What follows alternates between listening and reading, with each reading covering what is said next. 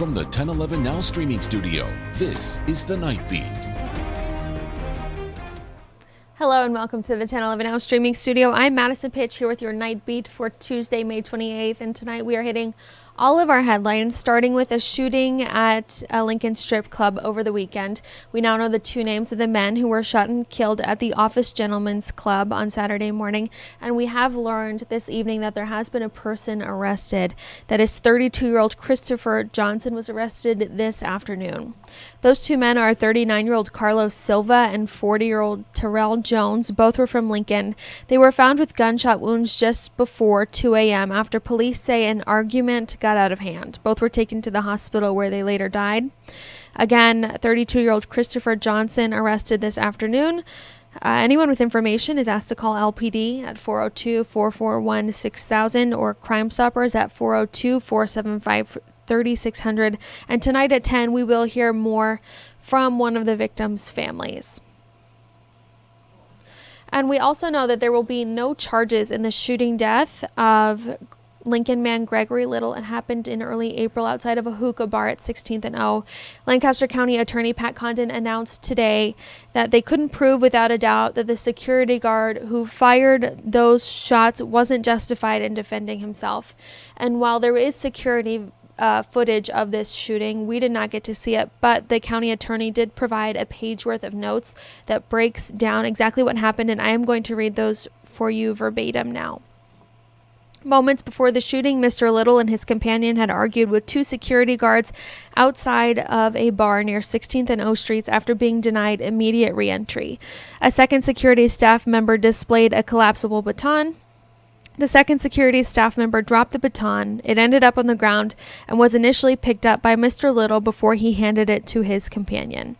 It appeared to witnesses that the confrontation had ended, but Mr. Little's companion then initiated a physical fight with the security guard. The companion and security guard faced each other with clenched fists, each eventually swinging punches at the other.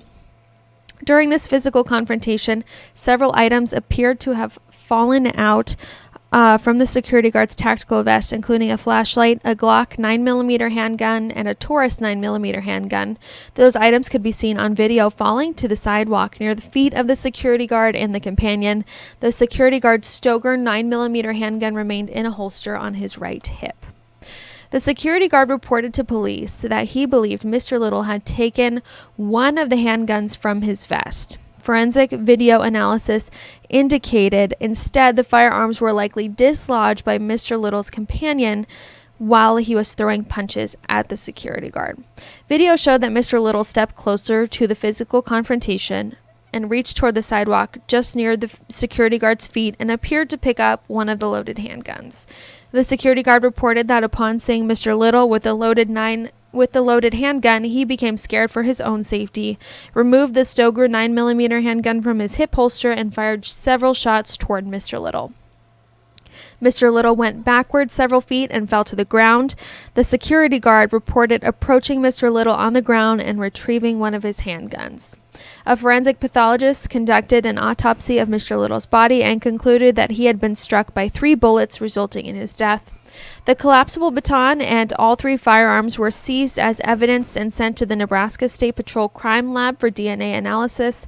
DNA was also collected and submitted for comparison purposes from Mr. Little, his companion, the security guard, and the second security staff member. The results showed a DNA profile consistent with the companion was located on the collapsible baton and the magazine area of the Glock 9mm handgun, and that a DNA profile consistent with Mr. Little's was located on the collapsible baton and the grips, trigger, guard, and slide area of the Glock 9mm handgun.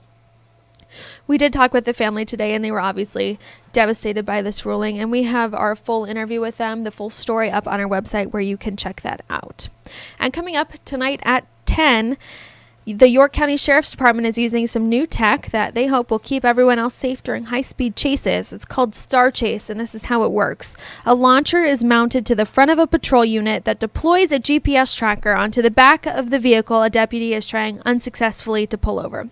Once the device is on the vehicle, deputies are able to back off of the pursuit and track the suspect they until they eventually stop driving and take them into custody. We'll have a lot more on this story and how the Star Chase works coming up tonight at 10. That is it for us today. We have got more news, weather, and sports tonight at 10 and all night long on 1011now.com. Before we go, here's a check of our 7-day forecast.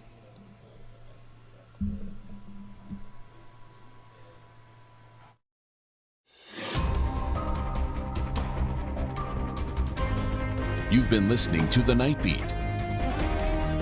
Watch, listen, and stream on the 1011 app on YouTube or wherever you get your podcasts.